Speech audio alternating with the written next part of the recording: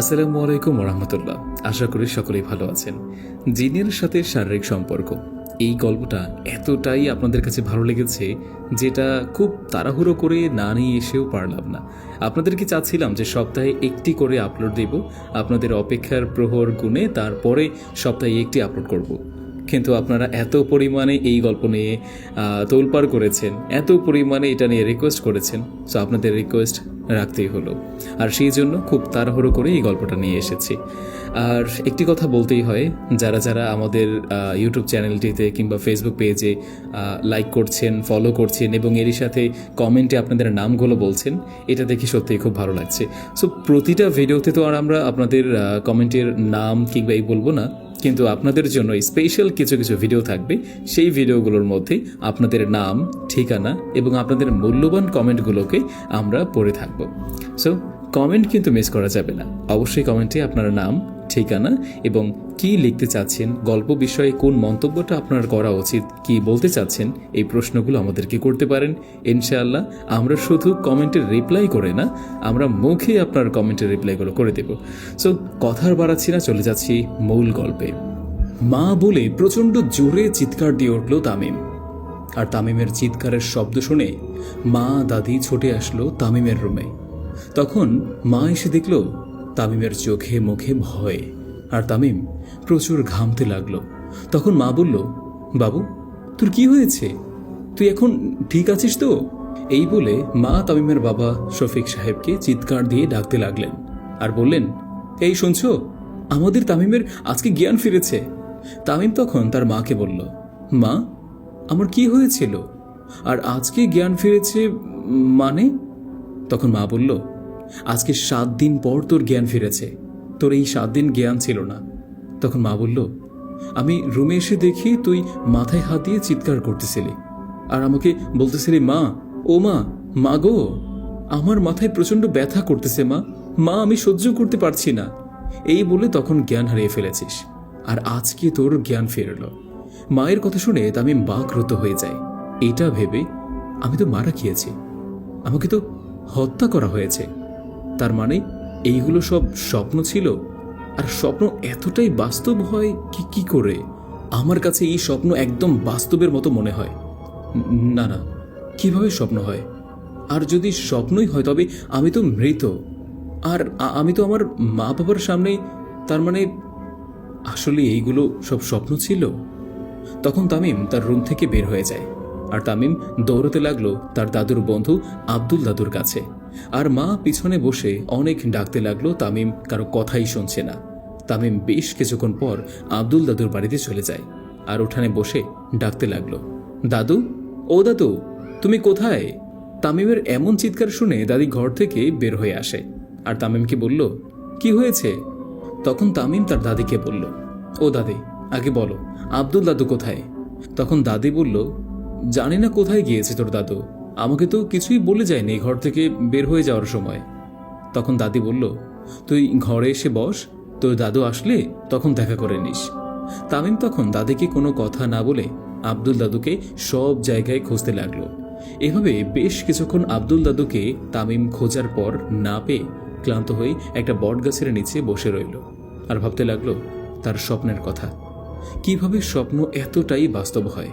এই জল দেবতা, নীরাবতী, মাধবী, সিথি, মারিদ, এরা কে?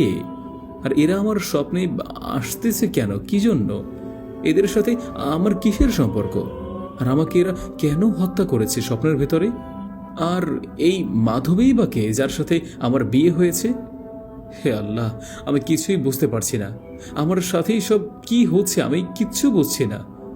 তখন তামিম ভাবে, স্বপ্নের ভিতরে তো আমি জানতে পারি এই আব্দুল দাদু আমার মামা হয়, আর আমার বাবা তান্ত্রিক রাম। আর সেটা কিভাবে সম্ভব? আমি তো মুসলিম, আর আমার বাবা হিন্দু হয় কিভাবে? এই সব জানার জন্য তামিম আব্দুল দাদুকে খুঁজতে লাগলো। তখন তামিম অনুভব করে বটগাছের উপর থেকে তামিমকে কেউ একজন দেখতেছে। তামিম সাথে সাথে উপরে তাকায়। তামিম দেখতে পায় তার মাথার উপরে একটা সাপ রাগে ফোঁস করতে লাগলো, শো শো শব্দ করছে। এখনই হয়তো তামিমকে ছোবল দিয়ে ফেলবে। তখন তামিম ভয়তে চোখ বন্ধ করে নেয়। তখনই তামিম একটা শব্দ পায়, তামিম দেখতে পায় তার সামনে তার মাথার উপর সাপটা মাটিতে পড়ে ছটফট করতে করতে মারা যাচ্ছে, আর সাপটার বুকে রয়েছে একটা তীর। তারপর সামনে তাকিয়ে দেখে তার দিকে তাকিয়ে অনেক দূর থেকে হাতে ধনুক আর তীর নিয়ে দাঁড়িয়ে রয়েছে রাউফ। তখনই তামিম বুঝতে পারে এই সাপের হাত থেকে রাউফ তামিমকে বাঁচিয়েছে। তখন তামিম তার স্বপ্নের কথা মনে পড়ে যায়, আর রাউফ নিজেই তো তামিমকে হত্যা করেছে, আর রউফ এখন তামিমের সামনে দাঁড়িয়ে রয়েছে।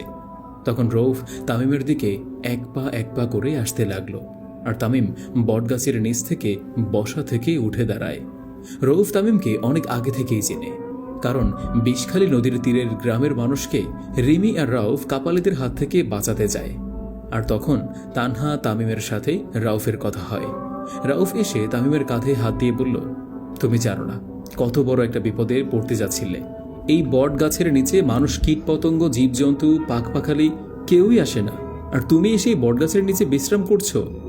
তখন তামিম রাউফকে বলল, আমি অজান্তেই এখানে এসে বসেছিলাম, আমি জানতাম না এইসব কিছু। তখন রউফ তামিমকে বলল, তোমার সামনে যে সাপটাকে আমি হত্যা করেছি ওটা কোনো সাপ ছিল না। তখন তামিম রউফের কথা শুনে সাপটার দিকে তাকিয়ে অবাক হয়ে যায়, কারণ তামিম দেখতে পায় একটা কালো কাক মরে পড়ে রয়েছে, আর কাকটার বুকে তখনও তীরটা ছিল। তখন তামিম রউফকে বলল, তুমি কে? তামিমের এমন প্রশ্ন শুনে রউফ হাসতে লাগলো আর বলতে লাগলো, আমি রউফ, আমাকে তুমি চিনতে পারছো না? এদিকে তামিম তো রাউফের আসল রূপ স্বপ্নে দেখতে পায়, আর রাউফ তো সবার সাথে হয়ে তামিমকে হত্যা করে। তামিম তখনও ভাবে এটা কিভাবে স্বপ্ন হয়, এটা তো বাস্তব। এই বাস্তব আমার কাছে একদম সত্যি মনে হচ্ছিল। তখন রউফ তামিমকে ভাবতে দেখে বলল, তুমি এখানে কিসের জন্য এসেছো? আমাকে বলো, আমি হয়তো তোমাকে সাহায্য করতে পারবো। তখন তামিম রাউফের কথা শুনে কিছু বলছে না। তখন রাউফ তামিমকে বলে, কি হলো? তখন তামিম ভাবে যে আমি রাউফকে কি বলবো। রাউফ আমাকে স্বপ্নের ভিতরে হত্যা করে, আমার দেহকে ছিন্ন বিচ্ছিন্ন করে ফেলেছে, সেটা বলবো? তখনই তামিম রাউফকে বলল, এই তো কিছু না, এমনিতেই বের হলাম, আর শরীরটা ভালো লাগছিল না।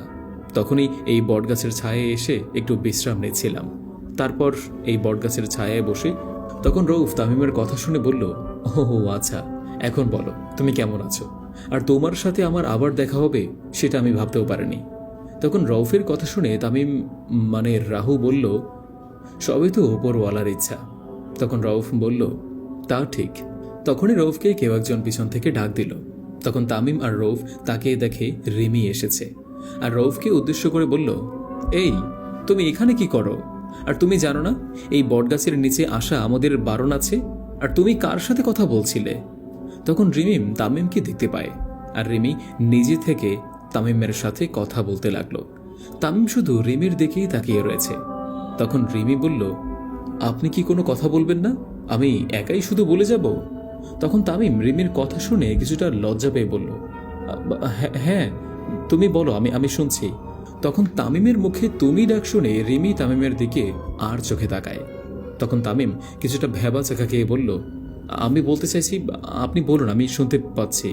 তারপর রিমি তামিমকে বলল, আপনি এখানেই হঠাৎ কখনো দেখেনি, আপনার সাথে আমাদের বিষখালী নদীর তীরে গ্রামে দেখা হয়েছিল। তখন তো আপনার সাথে আমার বোনও ছিল। আপনার বোন কেমন আছে? আর আপনাকে দেখে আমার মনে হয় আপনি খুব পেরেশানিতে রয়েছেন। কি হয়েছে আমাকে বলুন, আমি হয়তো আপনাকে সাহায্য করতে পারবো। তখন তামিম রিমির দিকে তাকিয়ে বলল, আমার বুকে যেই যন্ত্রণা, যেই আগুনের অগ্নিশিখা রয়েছে, আমি জানি না কবে মুক্তি পাবো।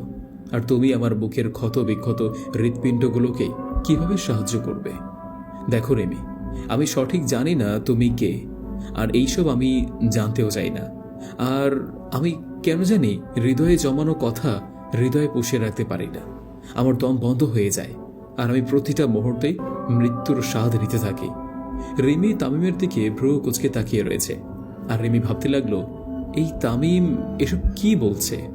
তখন তামিম আবার রিমিকে বলতে লাগলো, আমি এই মৃত্যুর যন্ত্রণা থেকে মুক্তি পেতে চাই। আমি তোমাকে যখন বিষখালী নদীর তীরে গ্রামে প্রথম দেখেছি, 4 সেকেন্ডে আমি তোমার প্রেমে পড়ে গিয়েছি। তোমার চোখ আমার ভালো লাগে, সাথে ভালো লাগে তোমার চোখের ওই চাহনি। তামিমের কথা শুনে রিমি থ হয়ে যায়। তখনই রউফ তামিমের সব কথা শুনে প্রচন্ড রেগে যায়, আর দৌড়ে এসে তামিমকে সজোরে একটা বুক বরাবর লাথি মারে। তামিম অনেকটা দূরে ছিটকে পড়ে যায়।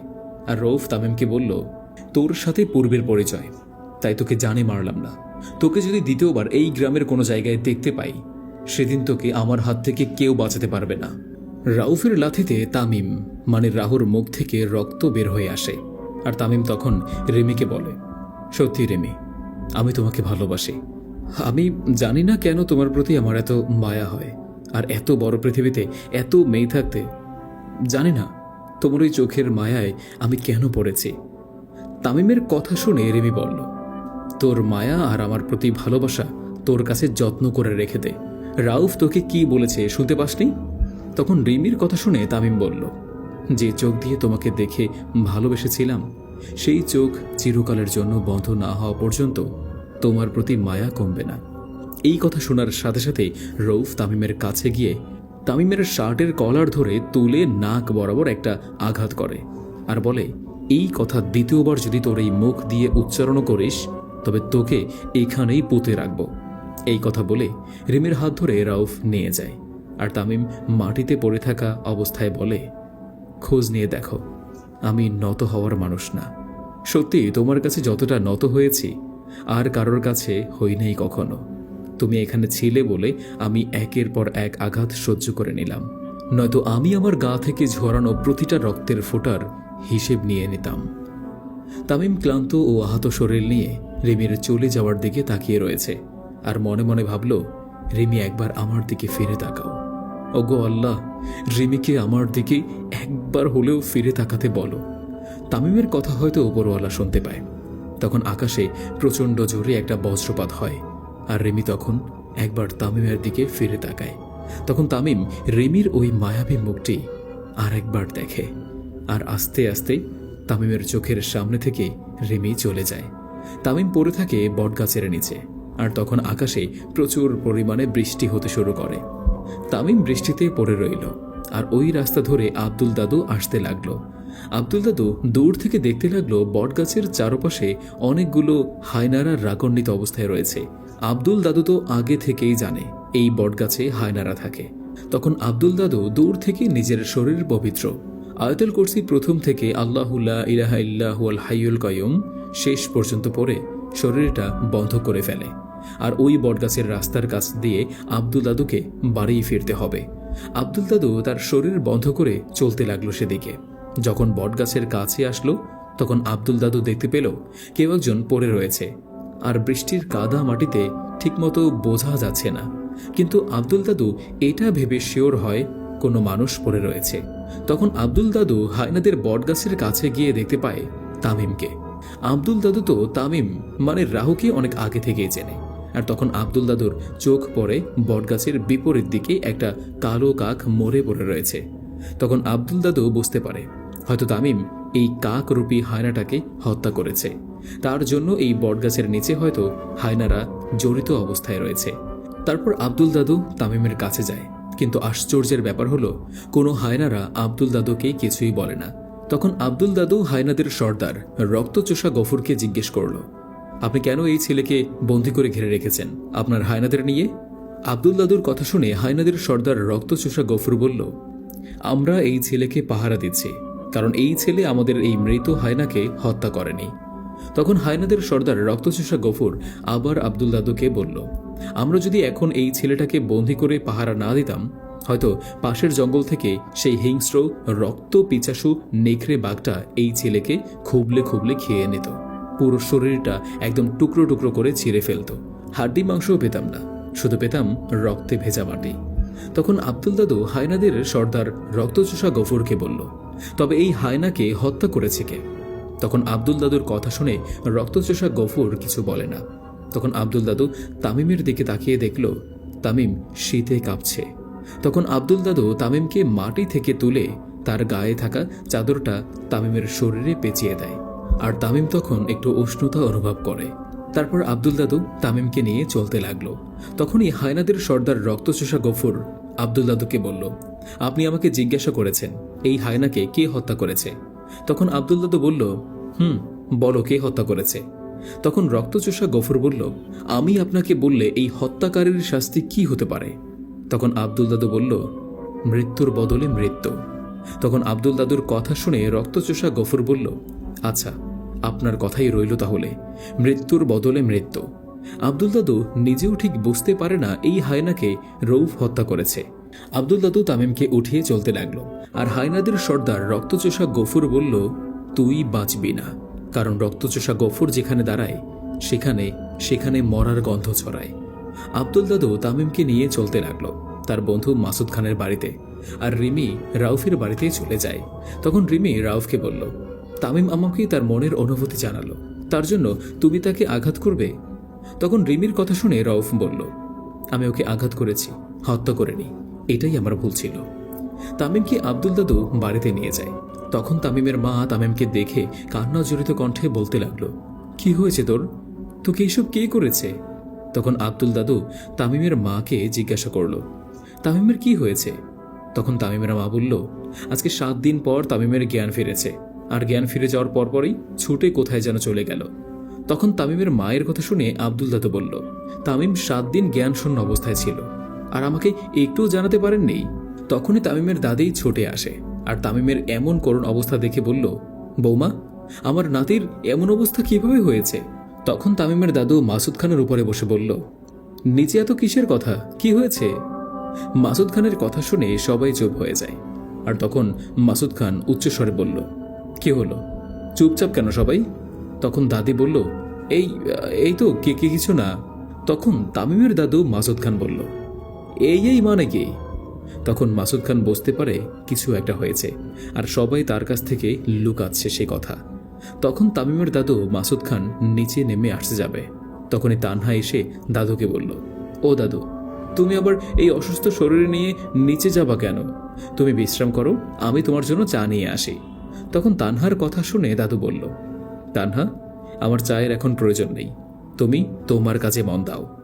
তানহা চায় না তার ভাইয়ের এমন অবস্থা তার দাদু দেখুক, কারণ দাদু জানে তামিমের জ্ঞান ফিরেছে, আর তামিম তার রুমে বিশ্রাম করছে। আর এখন যদি দাদু যে দেখে তামিমের এই অবস্থা, আর আমরা সবাই দাদুকে মিথ্যা বলছি, তবে দাদু কিছু একটা করে বসবে। তারপর দাদু সিঁড়ি দিয়ে নিচে নামতে লাগলো। দাদু যতটা নিচে নামছে ততটাই সবাই ভয়ে কাঁপতে থাকে, কারণ দাদু এখন কি যে করবে সঠিক কেউই জানে না। তামিমের দাদু নিচে নেমে দেখে তামিম শীতে কাঁপছে, আর তামিমের গায়ে কাদা মাটি লাগানো।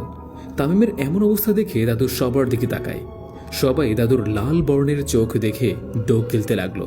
তখন আব্দুল দাদু তার বন্ধু তামিমের দাদু মাসুদ খানকে বলল, বন্ধু, তামিমের কিছুই হয়নি, তামিম সুস্থ আছে। আব্দুল দাদুর কথা শুনে তামিমের দাদু মাসুদ খান রাগে চিৎকার দিয়ে আব্দুল দাদুকে একটা ধাক্কা দিয়ে বলল, কিছু ঠিক নেই, কে আমার নাতির এমন অবস্থা করেছে? তখন আব্দুল দাদু মাসুদ খানের এমন রাগ দেখে ভয়ে আর কিছুই বলতে পারেনি। তামিমের দাদু তার বিছানার কাছে গিয়ে বিদেশি 2 নলের বন্দুক আর রূপালী তলোয়ার নিয়ে বেরিয়ে আসে, আর তামিমকে বলে, কে তোর এই অবস্থা করেছে? দাদু ভাই, আমাকে শুধু একটা বার বল। তামিম তার দাদুর দিকে তাকিয়ে রয়েছে, কিছু বলে না। তখন তামিমের দাদু মাসুদ খান তামিমের গালে প্রচণ্ড জোরে একটা চর মেরে বলল, বলবি কি না? তখনও তামিম কিছুই বলে না। তখন আব্দুল দাদুর রাগ তার সীমার বাইরে চলে যায়। আব্দুল দাদু তার কাঁধ থেকে বিদেশি 2 নলের বন্দুক নামিয়ে তামিমের মায়ের দিকে ত্যাগ করে, আর বলে, তুই যদি সত্যিটা না বলিস, আমি এই বন্দুকের 6টা গুলি ফায়ার করব। তামিম বুঝতে পারে তার দাদুকে এখন কিছু না বললে তার মায়ের ওপর গুলি চালিয়ে দিবে। তাই তামিম বলল, দাদু, বলছি, তুমি বন্দুকটা রাখো। তখন আব্দুল দাদু বলল, হ্যাঁ বলো। তখন তামিম বলল, আমাকে এই অবস্থা করেছে রাউফ। তখনই আব্দুল দাদু তামিমের কথা শুনে বুঝতে পারে রাউফ তবে হায়নাকে হত্যা করেছে, আর আমি তো বলেছি মৃত্যুর বদলে মৃত্যু, তবে আমি নিজেই রাউফকে মৃত্যুর মুখে ঠেলে দিলাম। তামিমের মুখে রাউফের কথা শুনে মাসুদ খান তার বন্ধু আব্দুল দাদুকে বলল, রাউফ তো তোর নাতি, হ্যাঁ? আর তোর নাতি হয়ে আমার একমাত্র নাতিকে এভাবে আঘাত করেছে। তোর নাতির রাউফকে আমি ছাড়ব না। তামিমের দাদু মাসুদ খানের কথা শুনে আব্দুল দাদু কি করবে বা কি বলবে কিছুই বুঝতে পারছে না, কারণ এখন তামিমের দাদু মাসুদ খানের সাথে কোনো কথা বলে লাভ হবে না। তখনই তামিমের দাদু রাউফের কাছ থেকে যখন যাবে, তখনই তামিমের দাদি তার স্বামীর সামনে দাঁড়িয়ে কাঁপা কাঁপা গলায় বলল, ওগো, তোমার উপরওয়ালার কসম, তুমি শান্ত হও, দেখো আমাদের তামিমের কিচ্ছু হয়নি, আর এই সামান্য ব্যাপার নিয়ে এতটাই রেগে গেলে চলবে? তখন তামিমের দাদু মাসুদ খান তার স্ত্রীর কথা শুনে রেগে চোখ বন্ধ করে একটা দীর্ঘশ্বাস ফেলে হন করে তার রুমে চলে যায়। আর তামিমের সাথে থাকা বাকি সবাই একটা দীর্ঘ নিঃশ্বাস ফেলল। তখনই তানহা এসে বলল, দাদি তুমি এই বদ মেজাজি দাদুর সাথে সংসার করো কিভাবে? হ্যাঁ? তখন তানহার কথা শুনে দাদি বলল, দাদু ভাই বিয়ে হলে বুঝতে পারবি, এখন তোকে 1000 বার বোঝালেও তুই কিছুই বুঝতে পারবি না। আমার সব কথা তোর মাথার ওপর দিয়ে যাবে। দাদির কথা শুনে তানহা হি হি করে হেসে দিয়ে বলল, হয়েছে দাদি হয়েছে, তখন দেখা যাবে। আমার যতই বদমেজাজি লোকের সাথে বিয়ে হোক না কেন, আমি বিড়াল করে রাখবো। তোমার মতো তো না দাদুর ভয়ে কাঁপতে থাকবো। এই বলে তানহা হাসতে লাগলো।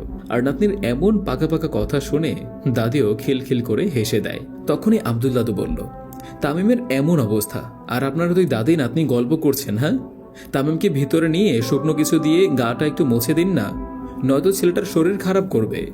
এই বলে আব্দুল দাদু তামিমের দিকে সালাম দিয়ে বাড়ির উদ্দেশ্যে রওনা দেয়। কারণ আব্দুল দাদুর মনে রাউফকে নিয়ে চিন্তা। কারণ রাউফ হায়নাদের সর্দার রক্তচোষা গফুর একজন হায়নাকে হত্যা করেছে। আব্দুল দাদু গ্রামের কাঁচা রাস্তা দিয়ে চলতে লাগলো। বৃষ্টি হওয়ার কারণে কাঁচা রাস্তায় কিছুটা পানি জমে গিয়েছে। আব্দুল দাদুর অনেক বয়স হওয়ার কারণে তার এই কাদা মাটির রাস্তায় চলতে কিছুটা সমস্যা হচ্ছিল। আব্দুল দাদুর বাড়িতে যেতে সেই বট গাছটা বাজে। আর আব্দুল দাদু বটগাছের যতটাই কাছে আসে ততটাই দেখে হাজার হাজার হায়নারা বটগাছ হতে আব্দুল দাদুকে ঘিরে রেখেছে। আর এই হায়নারা এক প্রকার রক্তচোষা পিচাস। তখন হায়নাদের সর্দার রক্তচোষা গফুর আব্দুল দাদুকে দেখেই বলল, কিরে আব্দুল, অবাক হয়েছিস আমাদেরকে তোদের বাড়ির সামনে দেখে? আমি তোর কোনো পরিবারের কাউকে ক্ষতি করব না, শুধু তোর নাতির রউফকে ক্ষতি করব। আর এই ক্ষতি যেমন তেমন ক্ষতি না, যাকে বলে মৃত্যু। আর তুই নিজেই বলেছিস মৃত্যুর বদলে মৃত্যু। আব্দুল দাদু এখন বুঝতে পারে সে কত বড় ভুল করেছে। আর আব্দুল দাদুর কোনো কথা না বলে সোজা তার ঘরে প্রবেশ করে আর দরজাটা লাগিয়ে দেয়। আর একটা দীর্ঘ নিঃশ্বাস ফেলে তার স্ত্রীকে বলল, রাউফ কোথায়? আব্দুল দাদুর কথা শুনে তার স্ত্রী বলল, হঠাৎ তুমি রাউফকে কেন খুঁজছ? কিছু হয়েছে? দাদির কথা শুনে আব্দুল দাদু বলল, তুমি এত কথা বলো কেন? যা জিজ্ঞেস করছি সেটা বলো। তখন আব্দুল দাদুর কথা শুনে দাদি বলল, রাউফ হয়তো তার রুমেই আছে। তখনই আব্দুল দাদু বলল, হয়তো মানে? তুমি কি শিওর না? তখন দাদি বলল, তুমি তো ঘরে আছো, খুঁজে দেখো। দাদির কথা শুনে আব্দুল দাদু বিরক্ত হয়ে বলল, তোমরা নারীরা না সব জায়গায় একটু বেশি বোঝো, সামনে থেকে সরে দাঁড়াও। এই বলে আব্দুল দাদু রৌফের রুমের দিকে যায়। আব্দুল দাদু দাদিকে বলেই না যে তাদের ঘরের বাইরে হায়নাদের সর্দার রক্তচোষা গফুর আর তার হায়নারা রয়েছে। কারণ দাদু যদি দাদিকে বলে তবে দাদি ভয় পাবে।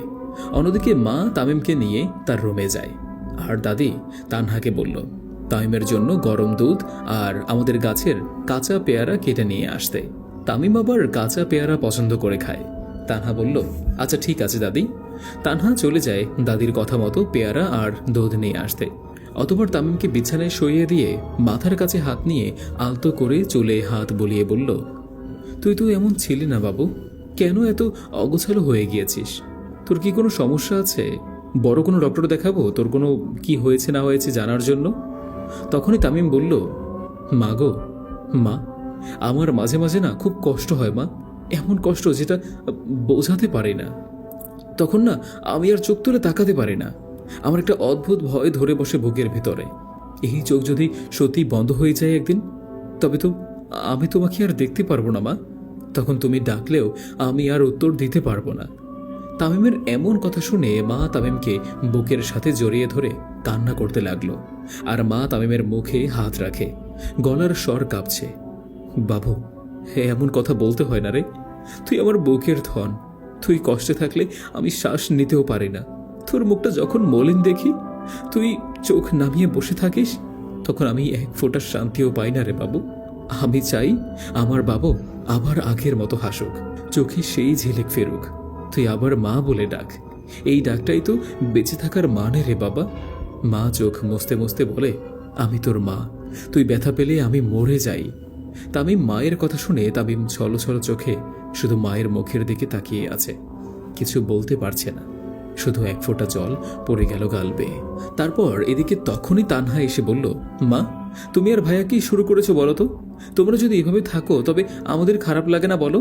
প্লিজ মা, মন খারাপ করে থেকো না। তখন তানহার কথা শুনে মা হাত দিয়ে চোখের জল মুছে ফেলে। তানহার হাত থেকে দুধের গ্লাস নিয়ে তামিমকে খাইয়ে দেয়। তামিম এক ঢুকে গ্লাসের দুধটুকু খেয়ে ফেলল। তখনই তানহা তামিমকে বলে, ভাইয়া তোর পছন্দের কাঁচা পেয়ারা নিয়ে এসেছি, খেয়ে দেখ, অনেক মিষ্টি আছে এটা। এই বলেই তানহা পেয়ারার একটা পিস নিয়ে খেতে লাগলো। তখনই মা বলল, তানহা তোর ভাইয়ের জন্য পেয়ারা এনে তুই নিজেই খেয়ে ফেলছিস? তখন মায়ের কথা শুনে তামিম মাকে বলল, আহা মা, তুমি তানহার উপর রাগ করো কেন? প্লিজ রাগ করো না। তখন তামিম বলল, আচ্ছা আবু, তুই এই পেয়ারাগুলো খা, ঠিক আছে?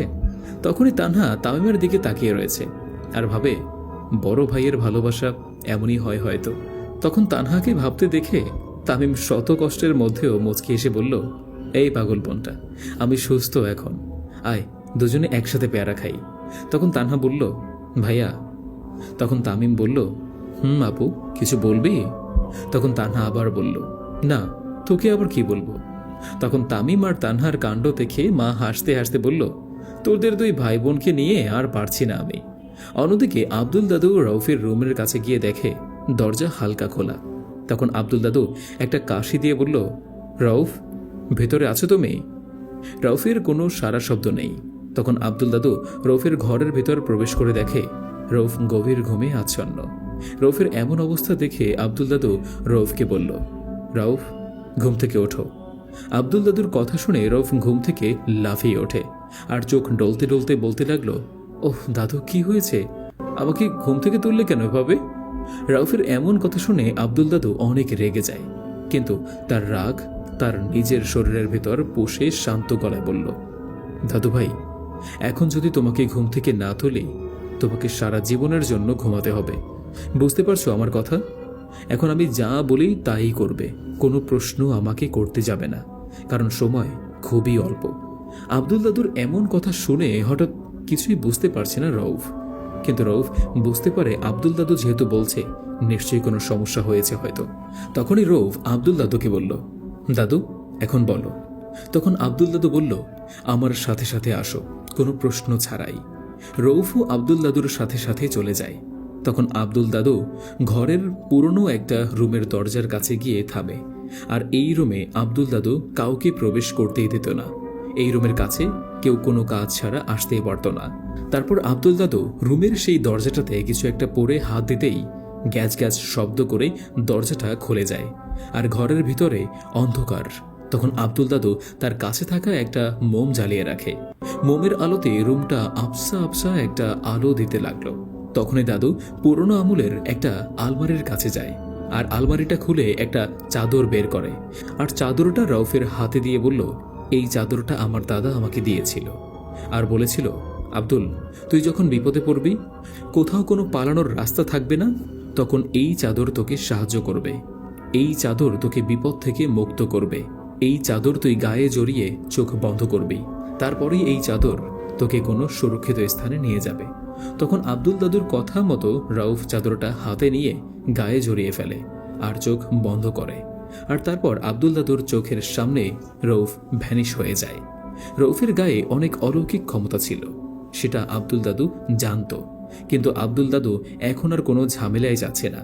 রউফ ভ্যানিশ হয়ে যাওয়ার পর হায়নাদের সর্দার রক্তচোষা গফুর অদৃশ্য হয়ে আব্দুল দাদুর ঘরে প্রবেশ করে। সব জায়গায় রউফকে খুঁজতে লাগলো, কিন্তু রউফকে কোথাও খুঁজে পায় না। কিন্তু হায়নাদের সর্দার রক্তচোষা গফুর জানত যে এই সময় রউফ তার নিজের ঘরেই আছে। তখনই রক্তচোষা গফুর বুঝতে পারে আব্দুল তার সাথে কোনো একটা চালাকি করেছে। তারপর হায়নাদের সর্দার রক্তচোষা গফুর অদৃশ্য হয়ে আব্দুল দাদুকে ডাকতে লাগলো। আর এই ডাক আব্দুল দাদু একাই শুনতে পায়।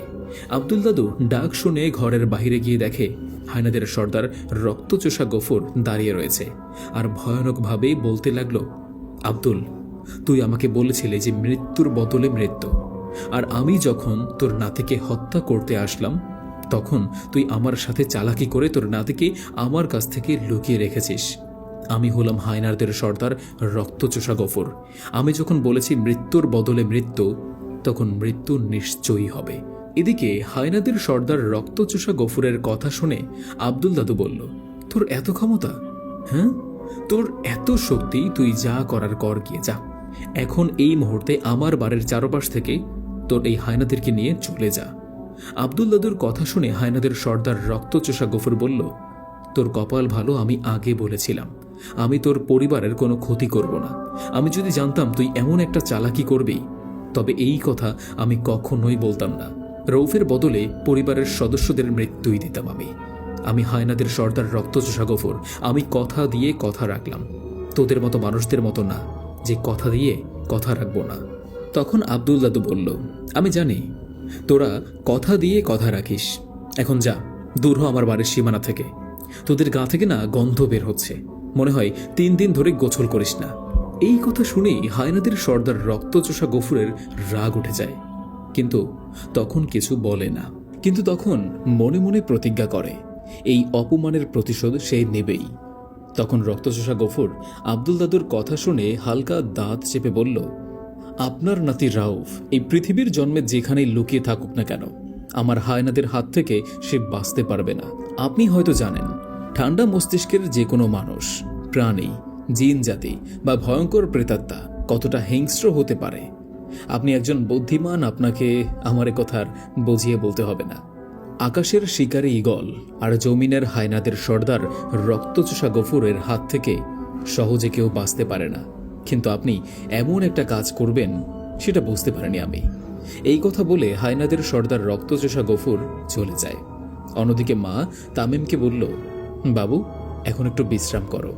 তখন তামিম মানে আমাদের রাহু বলল, মা। তখন মা বলল, বলো বাবু। তখন তামিম বলল, বাবা কোথায়, দেখি না তো। তখন তামিমের কথা শুনে মা বলল, তোমার বাবা হয়তো আছে কোথাও, চলে আসবে বাসায়। তখন তানহা এসে বলল, মা, ও মা, দাদি তোমায় নিচে ডাকতেছে।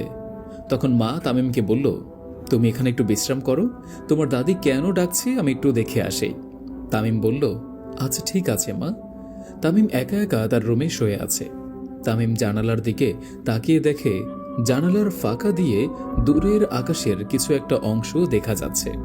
তখন তামিম তার স্বপ্নের প্রতিটি অংশ মনে করতে লাগলো আর ভাবল, হে আল্লাহ, হে সৃষ্টিকর্তা, তুমি আমাকে স্বপ্ন দেখাইলা, কিন্তু স্বপ্নের অর্থ বোঝার ক্ষমতা দিলা না কেন?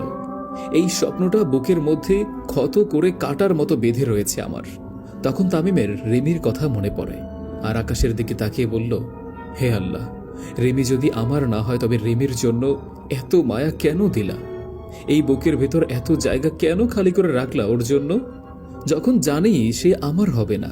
আমি তো শুধু চাইছি, শুধু ওর পাশে একটু জায়গা চেয়েছি, ওর চোখের ভালোবাসা।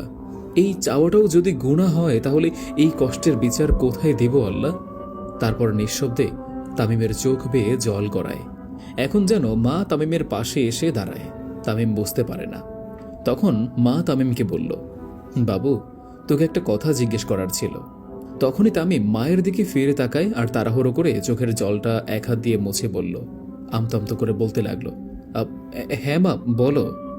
তখন মা বলল, আচ্ছা বাবু, তোর কি কাউকে পছন্দ আছে নাকি? তামিম মায়ের কথা শুনে কিছু মুহূর্ত চুপ হয়ে যায় এবং মায়ের দিকে তাকিয়ে রয়েছে আর ভাবে, আমার কথা কি মা তবে শুনে ফেলেছে নাকি? আর মা শুনবেও বা কিভাবে? আমি তো জোরেও বলিনি। কিন্তু মা হঠাৎই এই প্রশ্ন করেছে কেন? তামিমকে এইসব ভাবায়। তামিমকে তখন চুপচাপ দেখে মা বলল, কি হলো বাবু? তখন তামিম তার মাকে বলল, মা, হঠাৎ এই প্রশ্ন কেন? তখন মা বলল, তোর দাদু তোর দাদিকে বলছে তোকে তোর দাদুর বান্ধবীর নাতির সাথে বিবাহ দিবে। তোর দাদি আমাকে নিজে নিয়ে এই কথা বলল আর বলল তোর কোনো পছন্দ আছে কিনা সেটা জানতে। এখন তুই আমাকে বলতো একটু, তোর কি কোনো মেয়ে পছন্দ আছে কিনা? তোর দাদিকে গিয়ে তো আবার বলতে হবে নাকি? তখন মায়ের কথা শুনে তামিম বলল, আমি যদি বলি আমার পছন্দের মেয়ে আছে তবে সেই মেয়ের সাথে আমাকে বিবাহ দেবে। তখন তামিমের কথা শুনে মা বলল, তোর দাদু তোকে বিয়ে দিবে, এখন যদি তোর পছন্দ থাকে তবু ভুলে যা। তখন তামিম বলল, মা, যদি দাদুর পছন্দেই আমার বিবাহ হয় তাহলে আমাকে জিজ্ঞেস করার কি আছে? হ্যাঁ, আমি যখন থেকে এইখান বাড়িতে মানে আমার দাদুর বাড়িতে আসছি, আমার কোনো কথার কোনো মূল্যই নেই। একটা কথা জানো মা, এখানে আমার মূল্য না থাকলেও ভারতবর্ষে আমার একটা মেসেজে সকল জেলার ডিফেন্সের লোকরা একসাথে জড়ো হয়ে যায়। আর সেখানে তোমার এই ছেলের কোনো দামই দিচ্ছ না, কিছুই তোমাদের কাছে নেই। তোমরা যেটা বলবে সেটাই তোমাদের কথা। আমার সবচেয়ে বড় ভুল এই বাংলাদেশের মাটিতে পা দেওয়া। অন্যদিকে রাউফ আব্দুল দাদুর সামনে থেকে অদৃশ্য হয়ে একটা অচেনা রাজ্যে এসে রাউফ চোখ বন্ধ করে একটা শ্বাস নেয় আর মনে মনে বলে, এইখানের আবহাওয়া তো অনেক ভারী, আমি কোন জায়গাতে আসলাম? তখন রাউফ শুনতে পায় পানির শব্দ। রাউফ চারদিকে তাকাতে লাগলো। রাউফ কোনো কিছুই দেখতে পায় না। তখন রাউফ ভাবে আশেপাশে কোনো নদী নেই, কিন্তু এই পানির শব্দ আসে কোথা থেকে? তখন রাউফ দেখল তার সামনে নানান রঙের প্রজাপতি উড়তে লাগলো, আর তখন বাতাসে একটা মিষ্টি গন্ধ ভেসে আসতে লাগলো। এতটাই মিষ্টি গন্ধ হয়তো রাউফ আগে কখনো পায়নি। আর রাউফের হয়তো প্রজাপতিরা স্বাগতম জানাচ্ছে, হয়তো রাউফ তাদের রাজ্যে নতুন, সেই জন্য।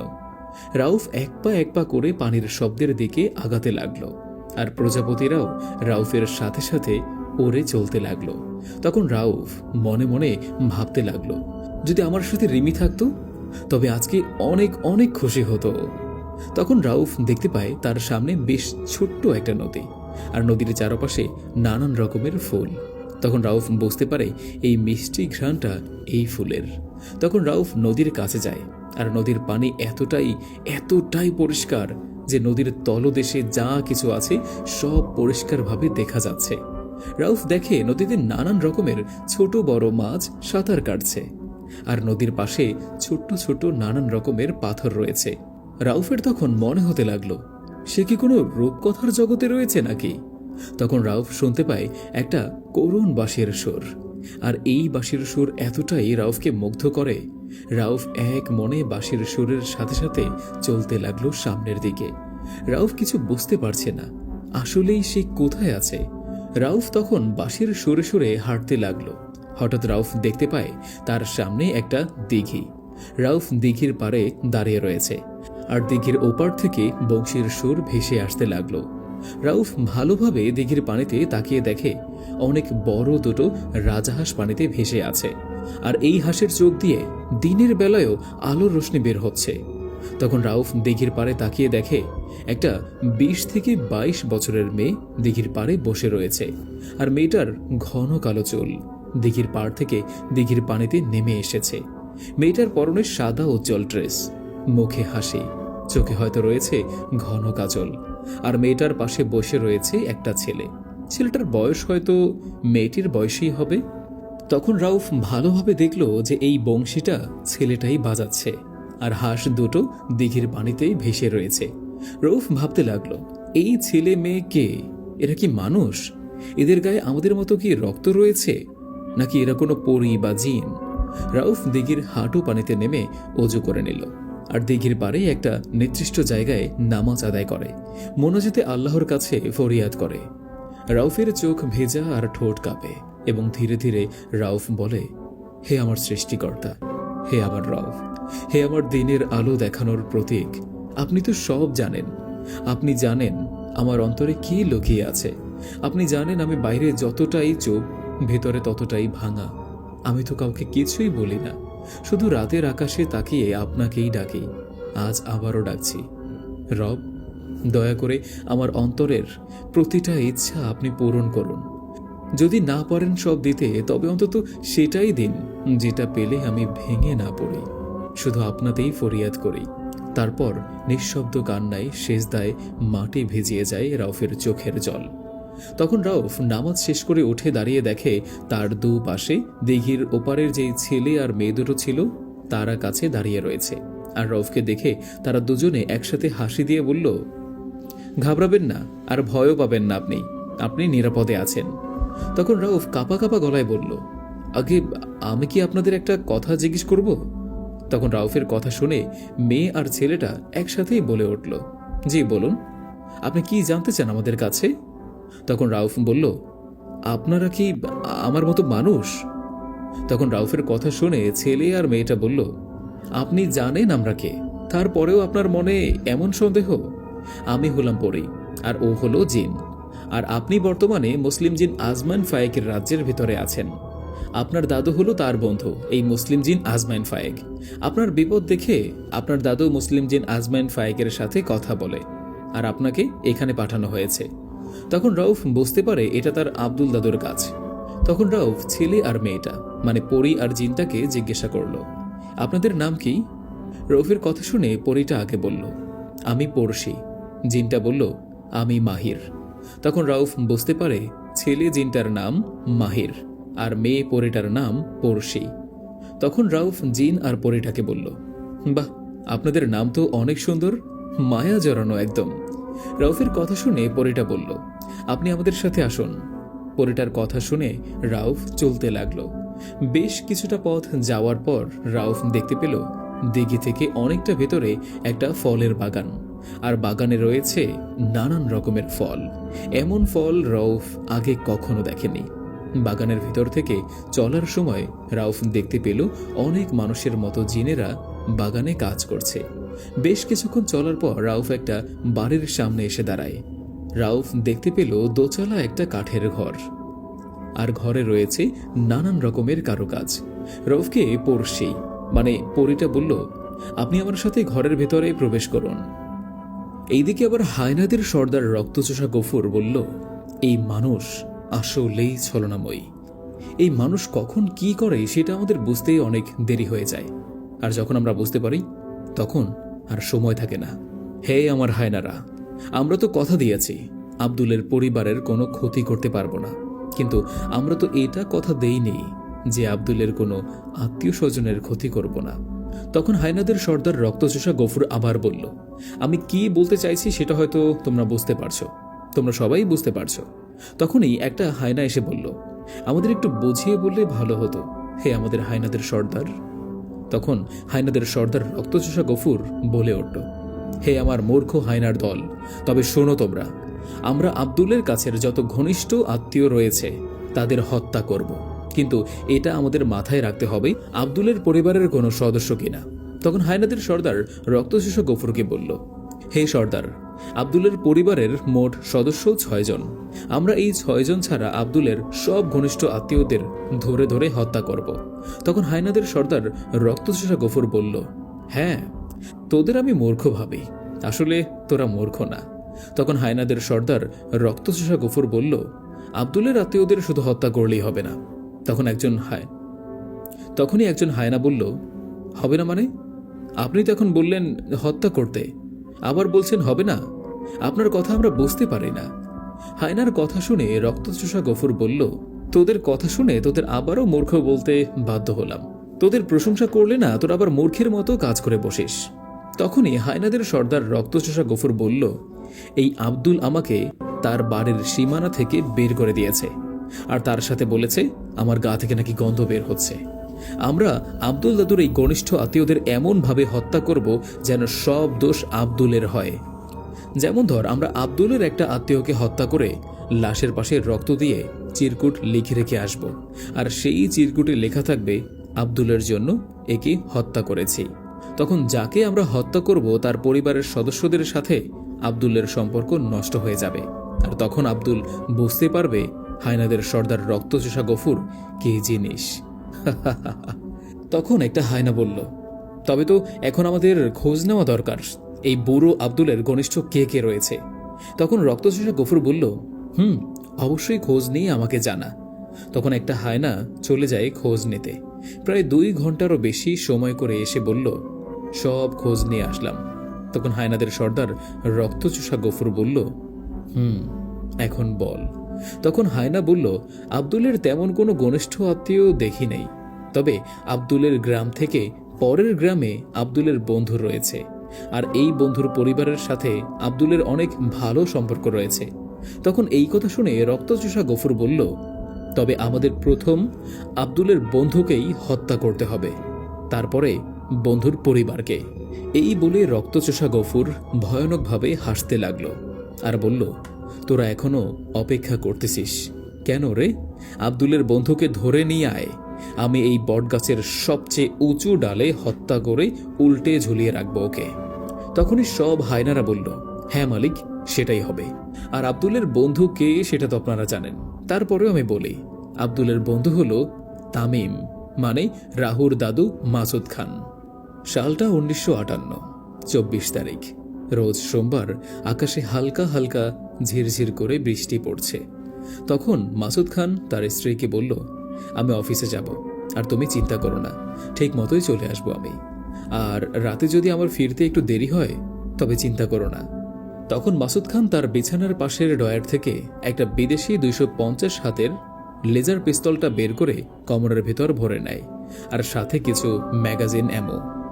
মাসুদ খান অফিসে যেতে সব সময় তার ব্যক্তিগত গাড়ি ব্যবহার করত, কিন্তু আজকে মাসুদ খানের মনে হয় গাড়ি নিয়ে অফিসে যাওয়া ঠিক হবে না।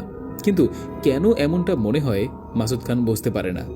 তখন মাসুদ খান ভাবে, সব সময় তো গাড়ি নিয়েই যাই, আজকে না হয় হেঁটেই গেলাম। তখন মাসুদ খান তার স্ত্রীকে বলল, তামিম ঘুম থেকে উঠলে ওর বিয়ের কথা বলবে। আর তোমাকে কালকে বলতে বলেছিলাম না, সেটা কি বলেছ? তখন দাদি বলল, আমি তো তামিমের মাকে তামিমকে বলতে বলেছিলাম, আর আজকে আমি নিজে বলবো, সমস্যা নেই। তখনই তামিমের মা এসে বলল, আব্বা, আপনার জন্য সকালের নাস্তা নিয়ে এসেছি, আপনি নাস্তা করে তারপর অফিসে যান।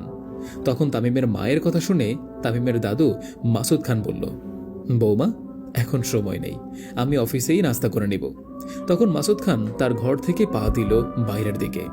তখনই দাদি তার স্বামীর পায়ের দিকে তাকিয়ে রয়েছে, কারণ দাদু এই প্রথম বা পা দিয়ে ঘর থেকে বের হয়েছে।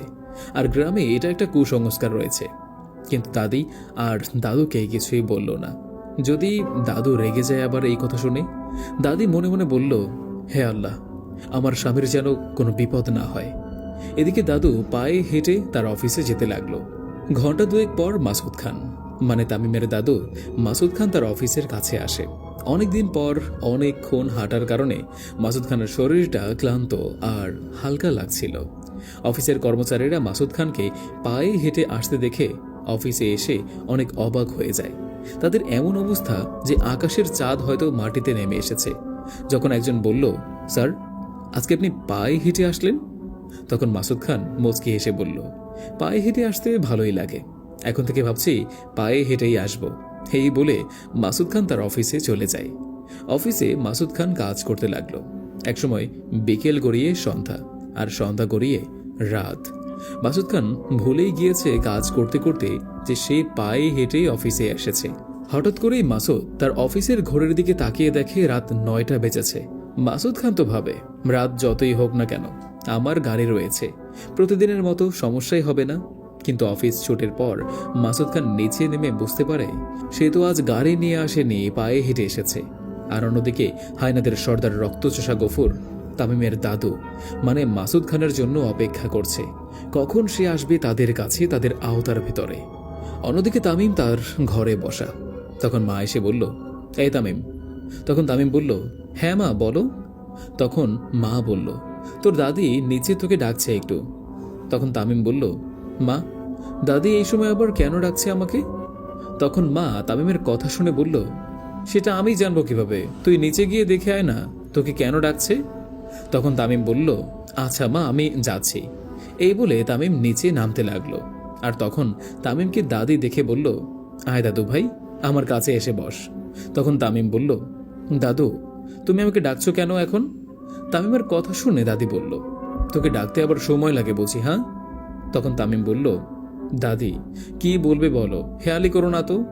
তারপর দাদি বলল, দাদু ভাই, তুই এখন অনেক বড় হয়ে গিয়েছিস। আর তখন তামিম বলল, বা দাদি, তুমিও চাও আমি সারা জীবন ছোট থাকি, হ্যাঁ? তখন দাদি তামিমের কথা শুনে বলল, দাদু ভাই, আগে আমার কথাটা তো শুনবি, আমি কি বলতে চাই।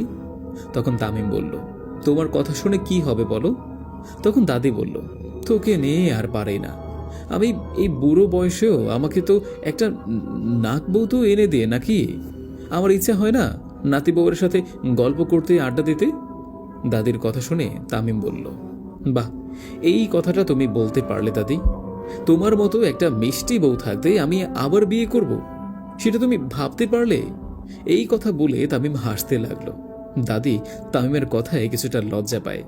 তখন তামিমের কথা শুনে দাদি বলল, তাও দাদু ভাই, আর একটা বিয়ে করে নে, আমার সতীনের সাথে আমি থাকবো। তারপরেও তোর বিয়ে করতেই হবে। তামিম দাদির কথা শুনে বলল, দাদি, আগে তানহাকে বিয়ে দেব, তারপর আমি বিয়ে করব। ঠিক বুঝতে পারছো তুমি? তখন তামিমের কথা শুনে দাদি বলল, তানহা তো এখন অনেক ছোট মানুষ, আর তানহাকে যদি এখন বিয়ে দিয়ে দেই না, তবে তো আমরা তানহাকে ছাড়া থাকতে পারবো না। তখন দাদির কথা শুনে তামিম বলল, তানহাকে বিয়ে দিয়ে তানহার জামাইকে আমাদের সাথে রাখলেই তো হয়, তাই না? তখন তানহা এসে বলল, এখানে দুই দাদি নাতির কি এত পরামর্শ চলছে আমাকে নিয়ে, আমি কি একটু জানতে পারি? তানহাকে দেখে তামিম বলল, তোকে জানার জন্য কি পরামর্শ দিতে আছি? আর তুই দেখতে আসিস না আমি দাদির সাথে কথা বলছি, আর তুই এখানে এসে হাত বাড়িয়ে কথা বলিস? তামিমের কথা শুনে তানহা দাঁত চেপে বলল, কি আমার বড় ভাইটার বিয়ে হবে নাকি? তানহার কথা শুনে তামিম বলল, এই তুই থাম তানহা। তখন তানহা বলল, থামবো না, কি করবি তুই?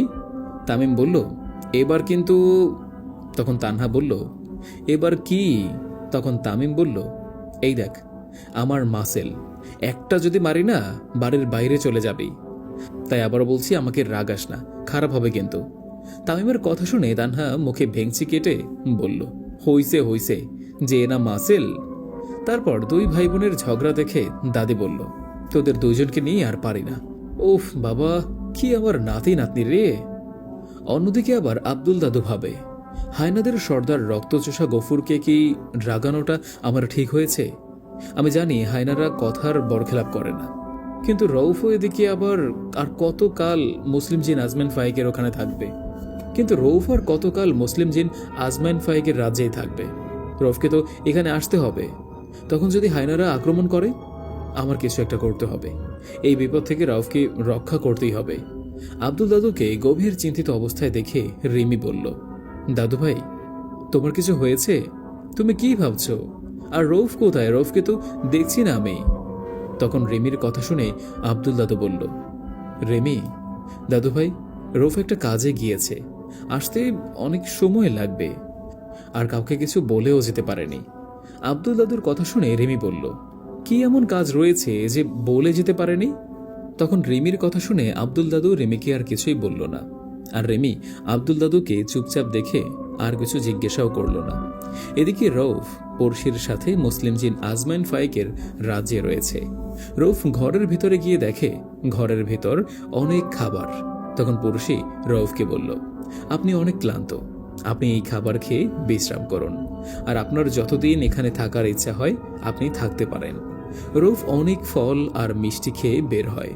রউফ একলা জিন রাজ্যে ঘুরে ঘুরে দেখতে লাগলো, আর জিন রাজ্যের রাজ্য দেখে রউফের মনে হতে লাগলো এটা কোনো স্বপ্নপুরী। তারপর রউফ একটা পাহাড়ের কাছে আসে, আর পাহাড়ের কাছে গিয়ে প্রচুর নানান রকমের ফুল ফুটে রয়েছে দেখে।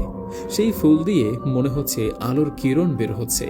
রউফ মনে মনে ভাবে, এই পাহাড়ের চূড়ায় উঠে এই জিন রাজ্য ভালোভাবে দেখা যাবে। এটা ভেবে রউফ পাহাড়ের উপরে উঠতে লাগলো। একদম পাহাড়ের চূড়ায় বসে রউফ দেখতে পায় পাহাড়ের পাশেই একটা নদী রয়েছে। নদীর পানি একদম নীল বর্ণের, আর নদীর উপরে নানান রকমের পাখি উড়ে বেড়াচ্ছে আর কিচির মিচির শব্দও করছে। তখন রউফ দেখতে পায় একটা পরী নদীর কাছে আসে, এবং পরীটা তার গা থেকে সব কিছু খুলে একদম উলঙ্গ হয়ে নদীতে গোসল করতে লাগলো। রউফ অবাক হয়ে পরীর গোসল করা দেখতে লাগলো। পরীটার উলঙ্গ শরীর থেকে আলোর রোশনি বের হচ্ছে এমনটাই মনে হচ্ছে রউফের কাছে। রউফ অবাক হয়ে দেখতে লাগলো সেটা, আর ভাবে, আমি এর আগে অনেক পরীদের সাথে শারীরিক সম্পর্ক করেছি, আমার মনে হয় এই পরীর সৌন্দর্যের কাছে ওই সব পরীদের সৌন্দর্য কিছুই না। তখন রউফ ভাবে, এইগুলো হলো হয়তো মুসলিম পরী, তাই তাদের এত সৌন্দর্য, আর আমি আগে যাদের সাথে সহবাস করেছি তারা হলো হিন্দু ধর্মের পরী। তখন রাউফ শুনতে পায় একটা মিষ্টি কণ্ঠের গান, আর এই গান এতটাই মিষ্টি রাউফ চারোদিকে তাকাতে লাগলো আর পাহাড় থেকে নিচে নামতে লাগলো। হঠাৎ রাউফ পাহাড়ের গায়ে কিছুতে বেঁধে নিচে পড়ে যায়, আর রাউফ দেখলো তার পা থেকে রক্তক্ষরণ হচ্ছে। রাউফ ব্যথায় কোকিয়ে ওঠে। রাউফের গায়ে প্রচুর ব্যথা হতে লাগলো। রাউফ ব্যথায় চোখ বুজে নেয়। তখন রাউফ তার ব্যথা স্থানে শান্তি অনুভব করে। রাউফ চোখ মেলে তাকিয়ে দেখল, যেই পরীটাকে রাউফ গোসল করতে দেখেছিল সেই পরীটা রাউফের পায়ের ক্ষত স্থানে কিছু পানি জাতীয় একটা লাগাতে লাগলো, আর তাতেই রাউফের পায়ের ক্ষত স্থানটা নিমেষেই শেষ হয়ে যায়। তখন পরীটা রাউফকে জিজ্ঞাসা করল, তুমি কে? রাউফ পরীটার দিকে তাকিয়ে বলল, আমি হলাম রাউফ। তখন পরীটা রাউফকে বলল, তুমি তো মানুষ, আর তুমি আমাদের মুসলিম জিন আজমাইন ফায়েকের রাজ্যে কি করছো? পরীটার কথা শুনে রাউফ বলল, আমি এই রাজ্যের অতিথি। তখন রাউফের কথা শুনে পরীটা বলল, তবে তো তুমি আমাদেরও অতিথি। তখন রাউফ বলল, এই এত সুন্দর মধুর মিষ্টি কণ্ঠে কে গান গাইতেছিল? তখন পরীটা বলল, এই গানটা গাচ্ছে আমাদের এই রাজ্যের এক মায়াবী পরী, আর এই পরীর সুরে সবাই মায়ায় পড়ে যায়। রাউফ পরীটাকে বলল, আমি তো আপনাদের এই রাজ্যের অতিথি, আপনি যদি আমাকে এই রাজ্যটা একটু ঘুরিয়ে দেখাতেন। রাউফের কথা শুনে পরীটা বলল, অবশ্যই দেখাবো। কিন্তু রাউফের চোখে ভাসতে লাগলো পরীটার সেই উলঙ্গ নগ্ন গোসল করার শরীরটা।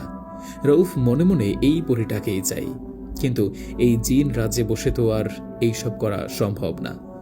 অন্যদিকে তামিমের দাদু মাসুদ খান তার অফিসের সামনে দাঁড়িয়ে রয়েছে। তার হাত ঘড়িটার দিকে তাকিয়ে দেখে রাত 10:10, আর গ্রামের রাত 10টা মানে মধ্যরাত বলা চলে। তামিমের দাদু কোনো কিছু না ভেবেই গ্রামের রাস্তা ধরে হাঁটা শুরু করলো। হাঁটার পর মাসুদ খান ভাবল, সকালে অফিসে আসার সময় 2 ঘন্টার মতো লেগেছে, অনেক সময়। আর এখন এত সময় করে বাড়ি গেলে প্রায় 12টার মতো বেজে যাবে। তার চেয়ে শর্টকাট রাস্তা দিয়েই গেলে হয়তো ভালো হবে, আর তাড়াতাড়িও বাড়ি যেতে পারবো। মাসুদ খানের বাড়ি যেতে মোট 2টো রাস্তা বাজে, একটা শর্টকাট আর একটা লং। তখন তামিমের দাদু মাসুদ খান আর কোনো চিন্তা না করে শর্টকাট রাস্তা দিয়েই চলতে লাগলো। চারদিকে ঘুটঘুটে অন্ধকার, পোকামাকড়ের শব্দ, আকাশে তখন ঝিরঝির বৃষ্টি। অন্যদিকে মাসুদ খানের জন্য মৃত্যুর ফাঁদ পেতে বসে রয়েছে হায়নাদের সর্দার রক্তচোষা গফুর। মাসুদ খান পায়ে হেঁটে হেঁটে চলতে লাগলো। তখন দেখল তার সামনে থেকে কেউ একজন সরে গেল। মাসুদ খান ভাবছে হয়তো কোনো প্রাণী হবে। আর এই রাস্তায় রয়েছে বড় বড় 2টো তাল গাছ, আর একটা তাল গাছের 2টো মাথা। মাসুদ খান জঙ্গলের মাঝ বরাবর হাঁটতে লাগলো। তখন একটা শব্দ শুনতে পায়, ঘর ঘর করে কে যেন আসতে লাগলো তার দিকে। মাসুদ খান হয়তো ভাবে যে কোনো হিংস্র শিকারী প্রাণী তার দিকে আসতে লাগলো। মাসুদ খান তার কোমর থেকে বিদেশি পিস্তলটা বের করলো এবং লোড করে ট্রিগারে আঙুল দিয়ে রাখে, আর এক পা করে সাবধানে পা দিতে লাগলো। তখনও এই বাংলায় পশ্চিম পাকিস্তানরা শাসন করত, আর আপনারা তো জানেন তখনকার আমলের কথা। মাসুদ খান যতটাই সামনে যেতে আছে, মাসুদ খান ততটাই শব্দ শুনতে পাচ্ছে। মাসুদ খান তখন বুঝতে পারে, না, এটা কোনো প্রাণের শব্দ না, এটা হয়তো অন্য কিছুর শব্দ। তখন আকাশ থেকে একটা বজ্রপাতের শব্দ আসলো, বাজ পড়ার শব্দ। চারদিকে কিছু মুহূর্তের জন্য আলোকিত হয়ে যায়। তখন মাসুদ খান দেখতে পেল একটা মানুষের 3টা মাথা, 4টা হাত।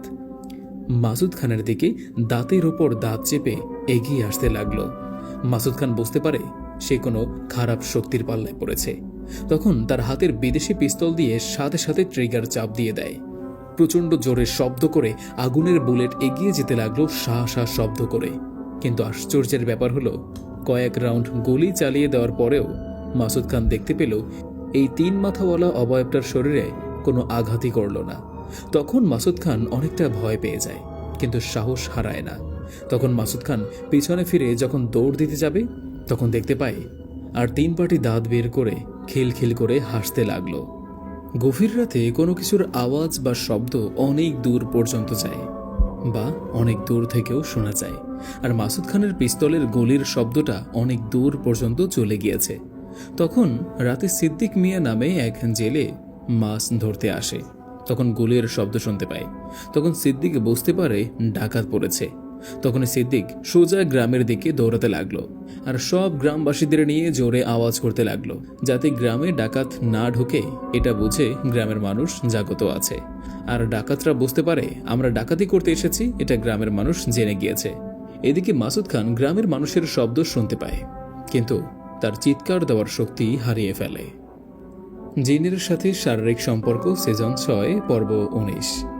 এখন আমি আপনাদের কিছু কমেন্ট পড়ব।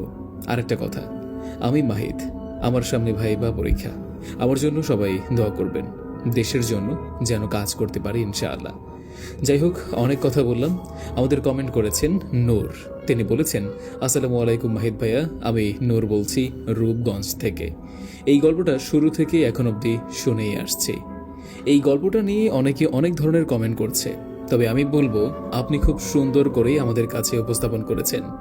গল্পে অনেক থ্রিলার, কষ্ট, হতাশা, রাগ, অহংকার, হারানোর যন্ত্রণা, প্রতিশোধ, কিছুটা সুন্দর মুহূর্তও রয়েছে।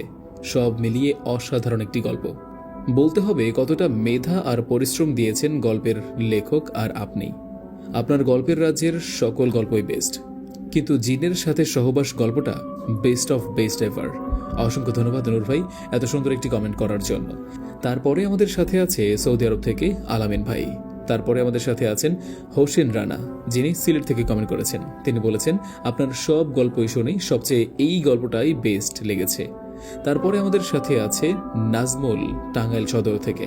তারপরে আমাদের সাথে আছেন রত্না, তিনি বলেছেন, আসসালামু আলাইকুম স্যার, আমি সৌদি আরব থেকে আপনার এই গল্প শুনি, আমার কাছে ভালো লাগে।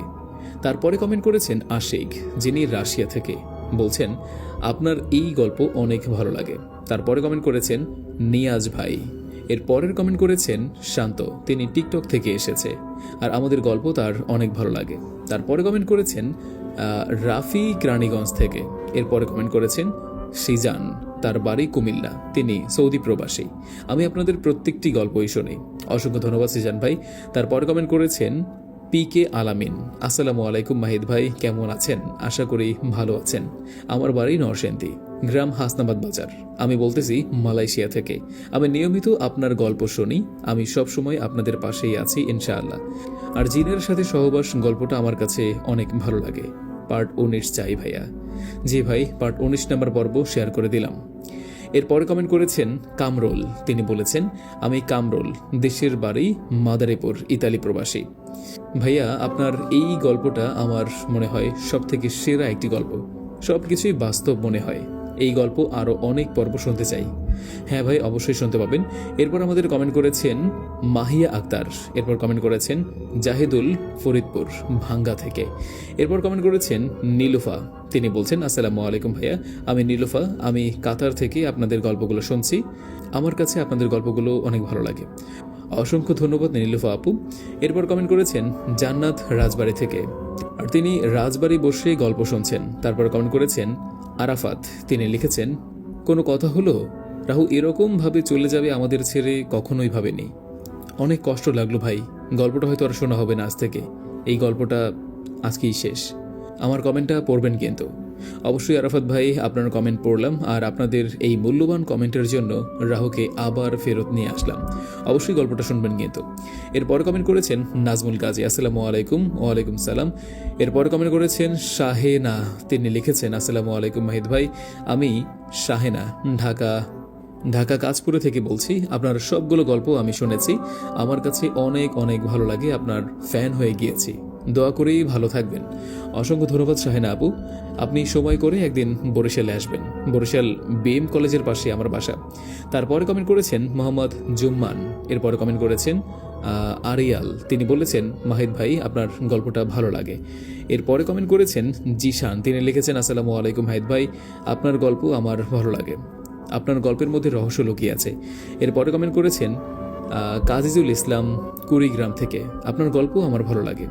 এরপরে কমেন্ট করেছেন শাহাদাত সাব্বির, ময়মনসিংহ থেকে, তিনি টিকটক থেকে এসেছেন ইউটিউবে, আর আমাদের গল্প তার ভালো লাগে। অসংখ্য ধন্যবাদ ভাই।